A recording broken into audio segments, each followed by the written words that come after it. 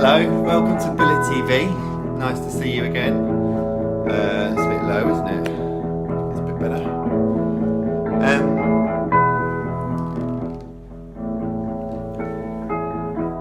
Episode 3, that's quite good. We made it to episode 3. This riff that I've just played is going to be part of a opening thing I'm going to do on Thursday. I'm going to read a poem over the top of it, which I've written, but I'm not going to read it to you now so that it stays a secret. And the plan is that if it's a secret, you might want to come on Thursday and find out exactly what I'm going to say. You might not, but you might. Who knows? Welcome to Nice Places to Sit number 2. Some of you might think that looks very similar to the last time. It is similar but not the same. Here I'm on another nice concrete seat. It's a very nice place to sit. But I have this view, which is really good, isn't it? I like to pretend that's my house. I also have some treats with me. Because it is drizzling, I'm not going to let that get me down. Got this chocolate milk, but it's in a glass bottle, so that makes it much more grown up. It's not a children's chocolate milk, this one. It's classic, and I shall drink that on my nice place to sit here, which will be nice.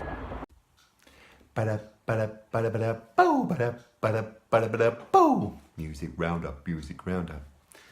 Okay, so welcome to the second music roundup. This week there's been this great festival at New Haven Fort called Thought Process. Didn't know anything about it personally, but I've since found out that it was a big festival with talks and performances and installations.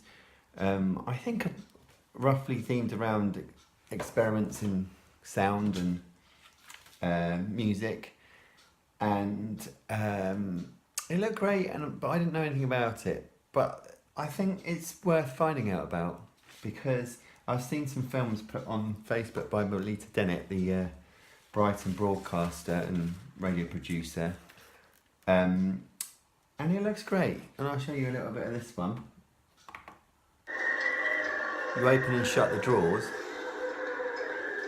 and control all the sounds of you know, wind and stuff. I'd love to do that. I wish I'd been there to do that, and I think you should definitely find out whose installation it was and give them credit. I should have done that. I haven't. I'm far too amateurish.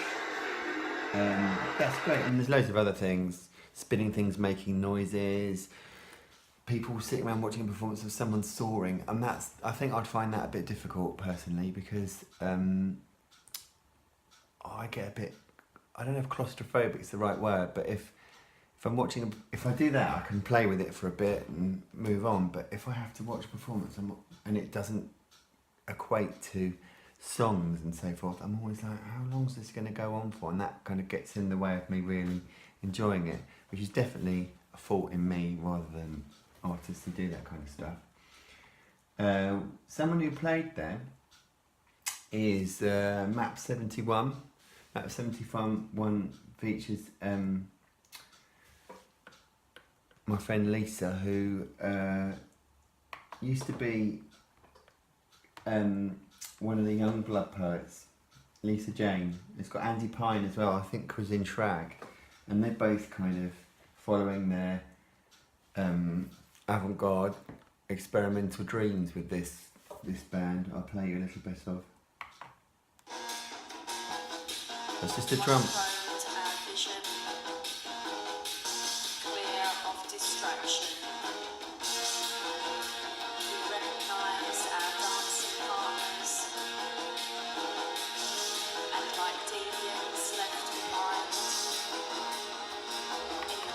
When I listen to it, I feel surprised about how accessible some of it is. Actually, it's not. It obviously from that tradition.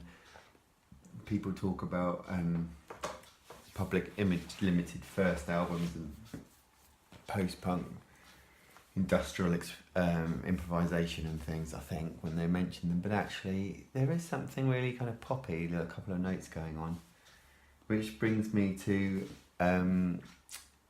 this weird thought I had, which was about how I'm very much still stuck in wanting my music to have that kind of pop punk accessibility, and how that makes me really different from people like Lisa Jane and Where She's Gone, and the Invisible Surprise People, and Tom Hurst, who's another performer that I used to be friends with, who does really experimental stuff in London, and wondering why, whether it's me not quite growing up and not quite sort of getting there. But actually I don't think it's that. I think it's just following your own path.